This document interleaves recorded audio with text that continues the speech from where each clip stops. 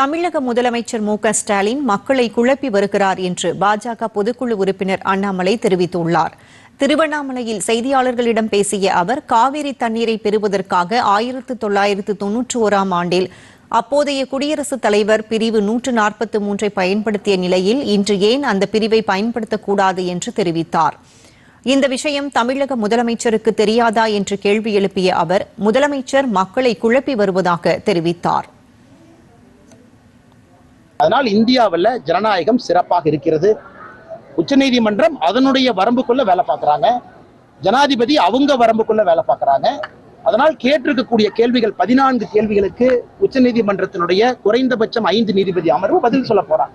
அதனால் எதற்காக நம்முடைய முதலமைச்சர் தேவையில்லாத இருக்கிறாங்க? அன்னைக்கு கர்நாடகா தண்ணி கொடுக்க முடியாது என்று சொன்ன பொழுது இதே 143 தமிழகத்திற்கு பயன்பட்டது. இதே 143 மூலமாகத்தான் தமிழகத்திற்கு 205 டிஎம்சி தண்ணி வந்துச்சு. இன்னைக்கு எப்படி தமிழகத்திற்கு எதிராக போகும்? நரேந்திர மோடி ஐயாவுடைய ஆட்சியில ஜனாதிபதி 143 ஆர்டிகளை பயன்படுத்தும் பொழுது எப்படி தமிழகத்திற்கு எதிராக போகும்?